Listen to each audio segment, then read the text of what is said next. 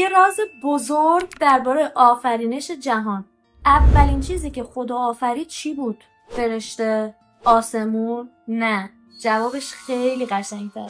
خیلی از ما فکر میکنیم پیامبر و اهل بیت فقط همون زندگی تاریخیشونو داشتن که ما تو کتابا خوندیم، اما یه بعد متفاوت دیگه‌ای هم دارن که خیلی عمیق‌تره.